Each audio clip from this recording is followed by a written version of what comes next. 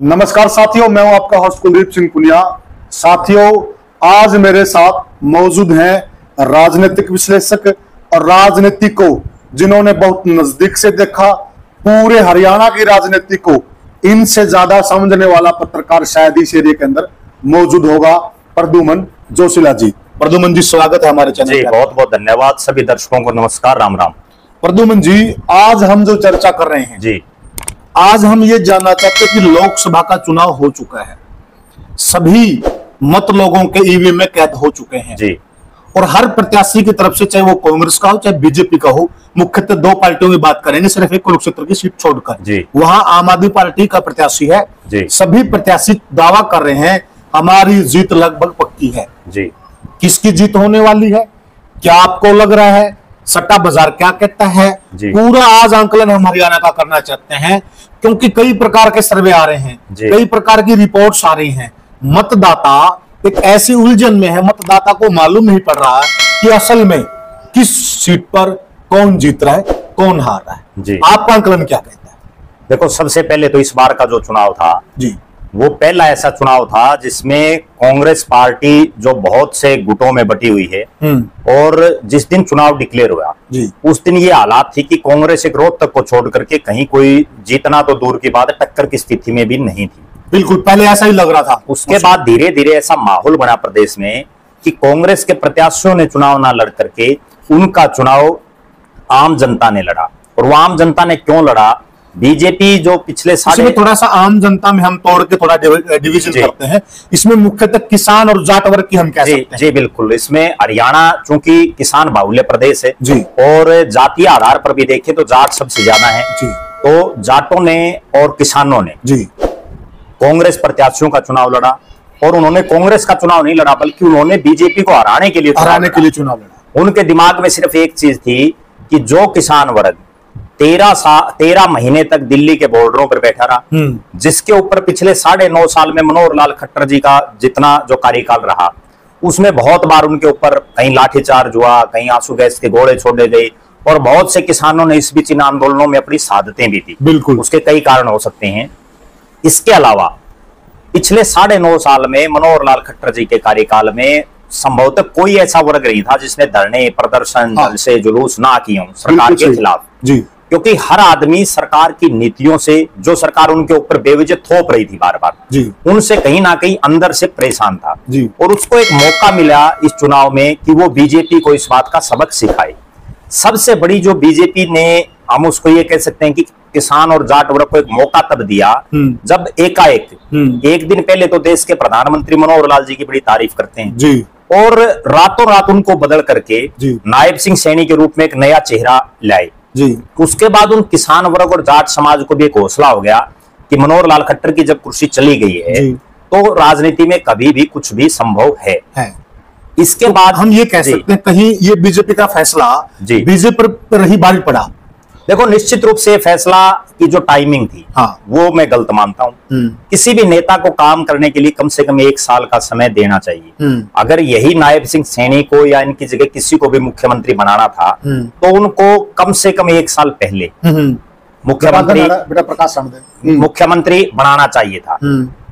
अगर 1 साल पहले किसी अन्य नेता को कमान दे दी जाती तो संभवतः कोई ना कोई और ज्यादा बेटर रिजल्ट रहते, क्योंकि अब नायब सिंह सैनी को मार्च के अंदर वो बने थे, मिड मार्च में, और उसके बाद जो है 2 महीने में कोई आदमी कुछ नहीं कर सकता, और वो भी तब जब तुरंत आचार संहिता लगी हो, चुनाव डिक्लेयर हो चुका हो। कहीं ना कहीं मनोहर लाल खट्टर जी का जो कार्यकाल रहा वो बीजेपी के लिए भारी साबित हुआ दिख रहा है इस लोकसभा चुनाव में। तो प्रद्युमन जी, अब हम सीट वार चर्चा करते हैं जी। ऊपर से लेते हैं, अंबाला की सीट लेते हैं जी। क्या लग रहा है आपको, अंबाला के लिए क्या लग रहा है? देखो, अंबाला लोकसभा में बड़ा अप्रत्याशित परिणाम रहने की संभावना दिखाई दे रही है। कांग्रेस पार्टी के प्रत्याशी वरुण मुलाणा, जिनका उस लोकसभा में खुद का कोई बहुत लंबा चौड़ा जनाधार नहीं है, वो केवल मुलाणा विधानसभा तक सीमित रहे हैं जी। उनके पिताजी फूलचंद मुलाणा ने भी कभी वहां से चुनाव लड़ा था, लेकिन वो हार गए थे। बिल्कुल। अब जो ये चुनाव था, बंतो कटारिया एक बिल्कुल घरेलू महिला है, हालांकि वो राजनीति में सालों से सक्रिय है, लेकिन उनको राजनीति का बीजेपी के पदों पर रही है जी, कोई बहुत ज्यादा राजनीति का उनको जो है ज्ञान भी नहीं है इतना। उनके उस सीट पर खुद मुख्यमंत्री नायब सैनी की प्रतिष्ठा दांव पर है।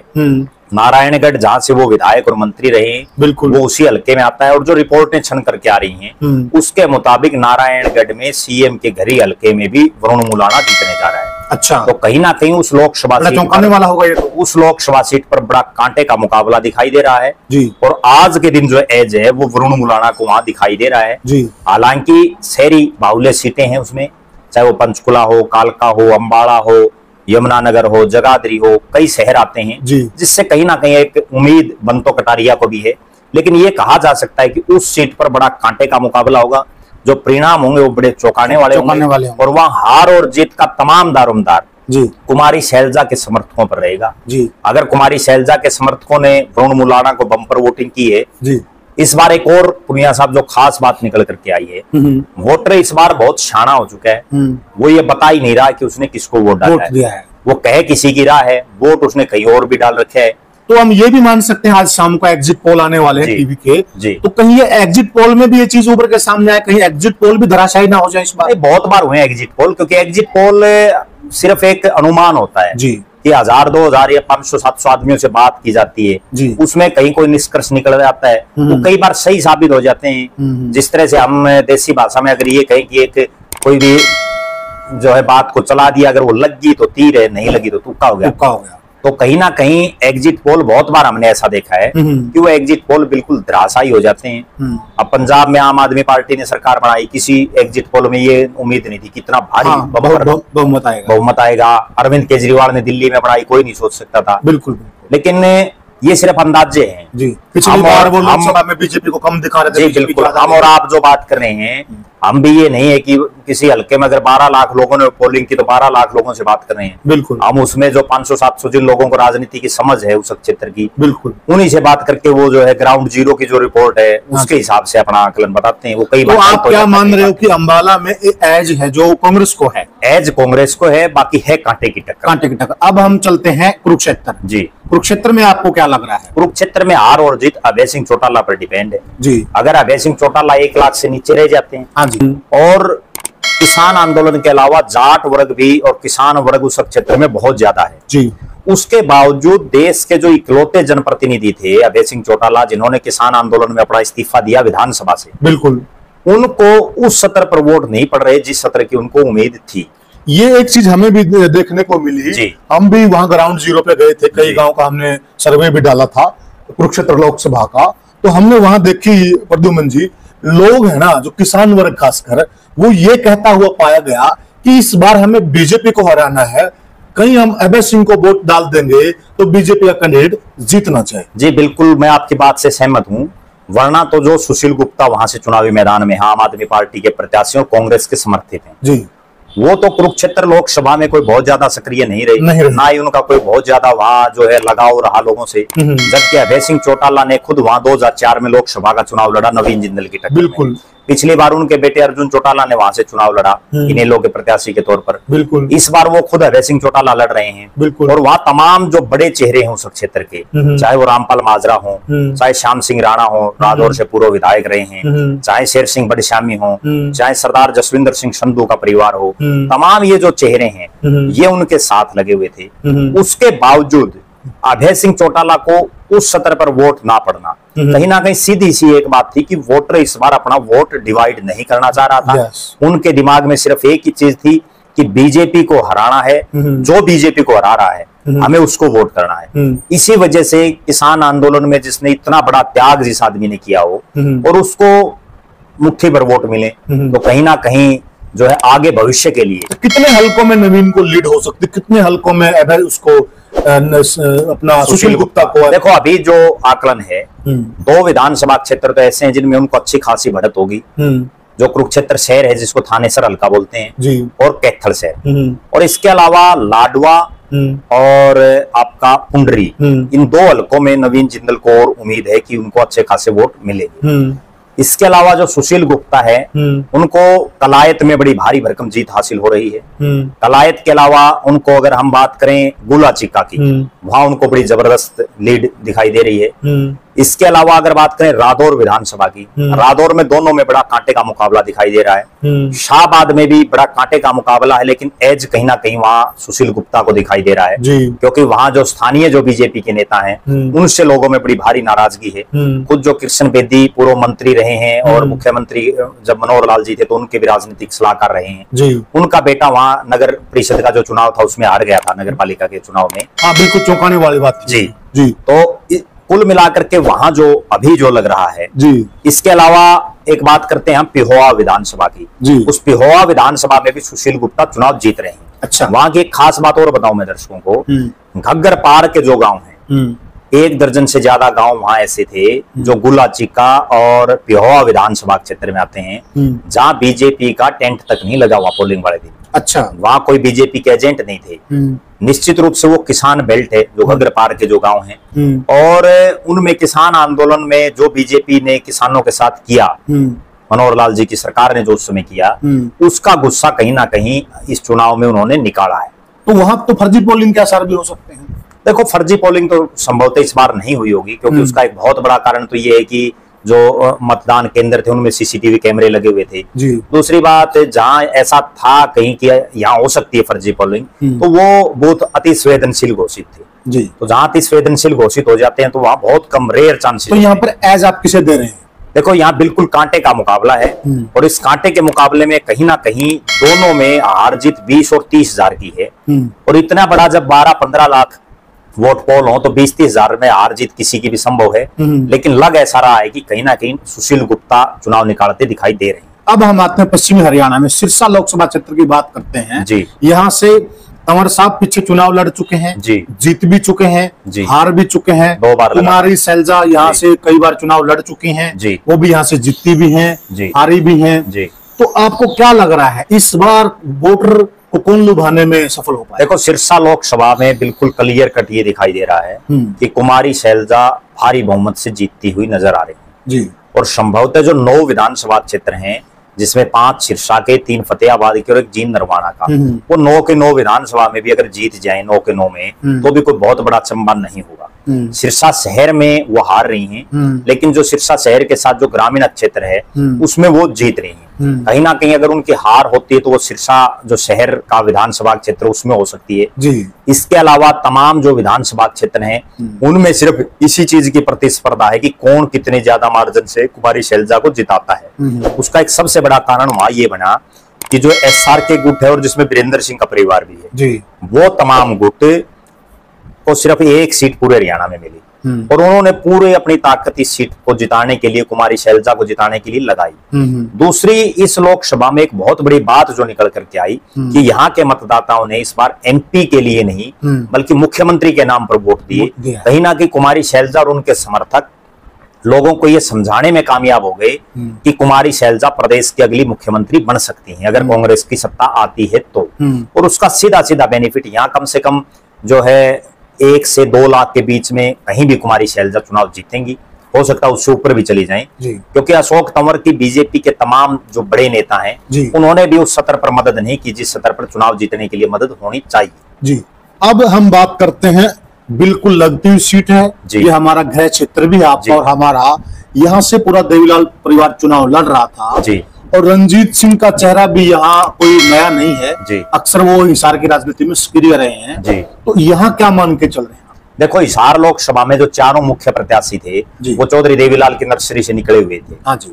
और यहाँ जब कांग्रेस ने अप्रत्याशित रूप से जयप्रकाश JP को टिकट दी जी, उसके बाद कांग्रेस, चूंकि उनका नाम कहीं कोई दूर दूर तक दिखाई नहीं दे रहा था, या ब्रिजेंद्र सिंह की टिकट लगभग फाइनल थी।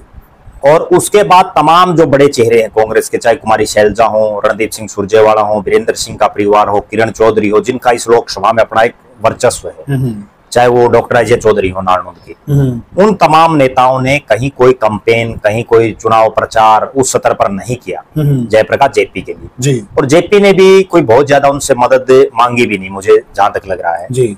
उसका कहीं ना कहीं सीधा नुकसान कांग्रेस को हो रहा है।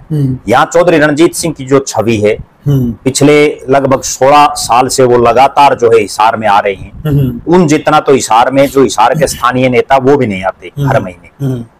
इसके अलावा बीच में थोड़ा मैं रोकना चाहूंगा, जो ग्राउंड से रिपोर्ट आ रही थी, हम भी देख रहे थे जी, जो किसान वर्ग जी, जाट वर्ग और चमार वर्ग जी, इसकी लामबंदी शायद पहली बार ऐसा होता हुआ दिखा कि ये सारा वोट बीजेपी अगेंस्ट डल रहा था। तो कहीं इससे बाजी पलट तो ना जाए। देखो हरियाणा में ये दो मेजर कास्ट हैं जी, जाट और चमार जी, निश्चित रूप से जब ये दोनों किसी सत्ता को बदलना चाहें तो बदल सकते हैं, कोई बहुत बड़ी बात नहीं। और उसके लिए दोनों ने ही इस बार भरसक प्रयास किए। मेरा निजी तौर पर यह मानना है कि अगर यहाँ से चौधरी देवीलाल के परिवार के चौधरी रणजीत सिंह यहाँ से बीजेपी के प्रत्याशी ना होते तो कहीं ना कहीं हिसार की सीट बीजेपी खो देती, क्योंकि अब जो उनको जाट वोट जो पड़ रहा है, मेरा ऐसा मानना है कि 25% से ऊपर जाट उनको वोट डाल रहा है। तो वो सिर्फ चौधरी देवीलाल का बेटा होने के नाते, क्योंकि उनसे बड़ा कोई किसान नेता इस हरियाणा प्रदेश में नहीं हुआ, या तो चौधरी छोटूराम हुए या उसके बाद चौधरी देवीलाल हुए। और चौधरी छोटूराम के जो राजनीतिक वारिस है बृजेंद्र सिंह, उसकी कांग्रेस ने टिकट काट दी। कहीं ना कहीं जाटों में इस बात का बड़ा भारी गुस्सा दिखाई दे रहा था और उसका सीधा सीधा फायदा चौधरी रणजीत सिंह को हुआ है। मेरा निजी तौर पर यह मानना है कि इस लोकसभा में बेशक बीजेपी के बहुत से नेताओं ने उनकी अंदर खाने उनके साथ भीतरघात किया चौधरी रणजीत सिंह के साथ, जैसी रिपोर्टें आ रही हैं कि जो बड़े नेता हैं बीजेपी के, उन नेताओं के गांव में चौधरी रणजीत सिंह हार रहे हैं, जो स्थानीय नेता हैं, और कई कई गांव में तो बुरी तरह से हार रहे हैं। इसके बावजूद हिसार से 30,000 से लेकर के और 50-60 हजार के बीच में कहीं भी रणजीत सिंह चुनाव जीतने जा रहे हैं। हल्के वाइज क्या आपको लग रहा है? अगर हल्का वाइज बात करें तो हिसार शहर सबसे बड़ी लीड दे रहा है रणजीत सिंह को। इसके बाद जो है आसी विधानसभा क्षेत्र है, अगर मोटा मोटी हम बात करें तो हिसार से लगभग 45 से 50 हजार के बीच में रणजीत सिंह जीत रहे हैं। आसी की अगर हम बात करें तो 20,000 के आसपास वो जीत रहे हैं, वो 18 भी हो सकती है, 22 भी हो सकती है। उसके बाद अगर बरवाड़ा में बात करें तो बरवाड़ा में 15,000 के आसपास रणजीत सिंह जीत रहे हैं कहीं भी। भवानी खेड़ा में 12,000 से और 15,000 के बीच में कहीं भी जीत रहे हैं। ये 4 विधानसभा क्षेत्र तो ऐसे हैं जहां उनकी बिल्कुल क्लियर जीत है और वो 10,000 15,000 से ऊपर की जी। 2 विधानसभा क्षेत्र ऐसे हैं, नलवा और आदमपुर, जहां जो है बड़ा कांटे का मुकाबला है और यहाँ 3,000 से 5,000 के बीच में रणजीत सिंह जीतने के हालात में है। दोनों ही विधानसभा क्षेत्रों से जी। 3 विधानसभा क्षेत्र ऐसे हैं जहां जयप्रकाश जेपी चुनाव जीतने जा रहे हैं। उनमें एक तो नारनौंद है, सबसे बड़ी जीत उनको वहीं मिलेगी। नारनौंद में जो रिपोर्टें आ रही हैं उसके मुताबिक 28 से और 30,000 के बीच में कहीं भी जयप्रकाश चुनाव जीतेंगे।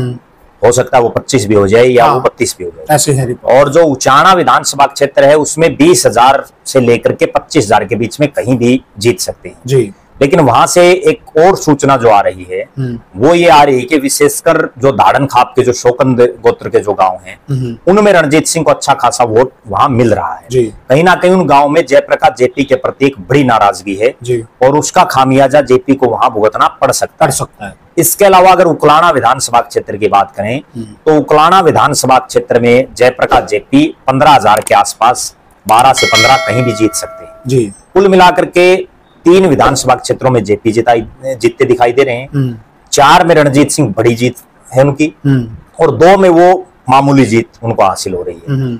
यहाँ एक बहुत बड़ा जो इफेक्ट है वो चाहे डेरों का इफेक्ट हो, रणजीत सिंह की जो साफ और स्वच्छ छवि है, जो काम करने की छवि है, और एक सबसे बड़ी बात जो निकल करके आई कि जिस तरह से जयप्रकाश जेपी ने अलग अलग विधानसभा क्षेत्रों में बहुत से नए नए स्वयंभू जो टिकटार्थी टाइप के नेता हैं जी। जिनका अपना कोई बहुत लंबा चौड़ा वजूद नहीं है जी, जी। उन लोगों को इस तरह से उन्होंने थापी मारी कह सकते हैं या मोटिवेट किया कि आप चुनाव मुझे जिताओ और आगे विधानसभा का जब चुनाव आएगा तो आपकी मदद करेंगे जी। उससे भी कहीं ना कहीं जयप्रकाश जेपी को नुकसान ही होगा जी। और वो नुकसान होने का कारण यही है कि जैसे एक विधानसभा में 5 या 6 टिकटार्थी हों और उसमें अगर आप किसी एक को गले लगाओगे तो निश्चित रूप से 5 आदमी सही ढंग से काम नहीं करेंगे। उसका कहीं ना कहीं सीधा सीधा नुकसान जयप्रकाश जेपी को होता हुआ दिखाई दे रहा है। और उसका प्रमाण अगर नलवा विधानसभा की बात करें, यहाँ भी जो है उनकी गाड़ी में बैठने को लेकर के 2 नेताओं जिनमें एक बैकवर्ड समाज के बड़े नेता हैं और पूर्व मुख्यमंत्री चौधरी भूपेंद्र सिंह हुड्डा के बड़े नजदीकी हैं,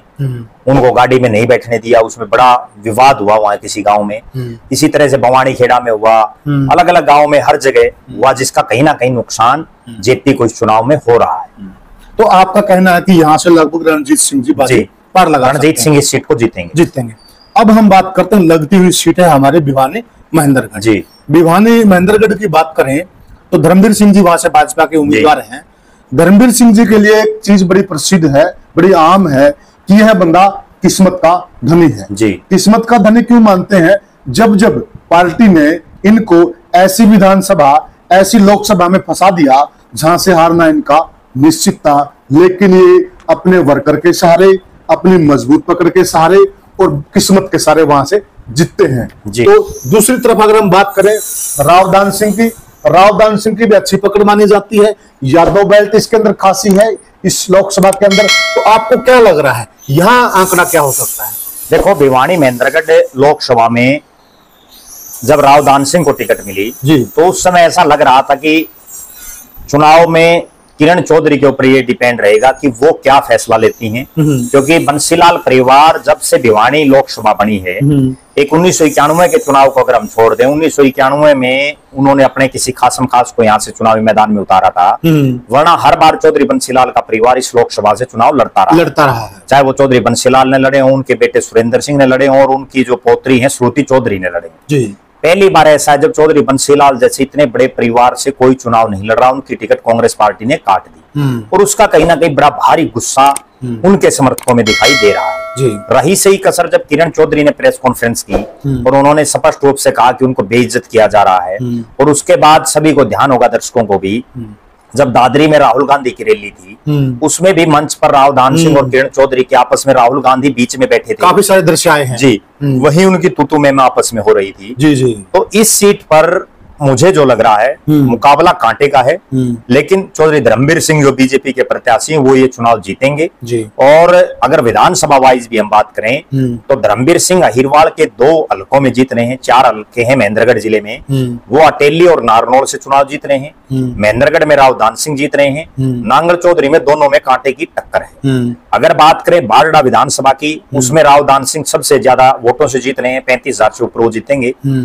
और उसके बाद अगर हम बात करें दादरी विधानसभा की, तो दादरी विधानसभा में कांटे की टक्कर है, वहां कुछ भी हो सकता है। लोहारू विधानसभा क्षेत्र में जिस दिन रावदान सिंह को टिकट मिली उस दिन ऐसी हालात थी कि वहां 30,000 के आसपास से रावदान सिंह चुनाव जीतते, लेकिन उस क्षेत्र में 20 दिन लगातार जेपी दलाल जो प्रदेश के वित्त मंत्री हैं और वहां के विधायक हैं, उन्होंने लोगों को खूब मनाया, और चूंकि उन्होंने उस क्षेत्र में बहुत ज्यादा काम किए अपने 4.5 साल के कार्यकाल में, तो उस वजह से अब वहां बिल्कुल कांटे का मुकाबला है। 2-3 हजार से हार जीत किसी की भी हो सकती है। और तोशाम और जो भिवानी शहर है उन दोनों हलकों में धर्मवीर सिंह जीतेंगे। 4 विधानसभाओं में धर्मवीर सिंह जीत रहे हैं, 2 विधानसभाओं में वहां रावदान सिंह जीत रहे हैं, और जो 3 हलके हैं दादरी, लोहारू और नांगल चौधरी, उसमें कांटे का मुकाबला है। कहीं ना कहीं उस सीट पर धर्मवीर सिंह जो है 40,000 से ऊपर कहीं भी चुनाव जीतते हुए दिखाई दे रहे हैं। तो कहीं न कहीं ये जो सीट है ये धर्मवीर सिंह को जाती हुई दिखाई दे रही है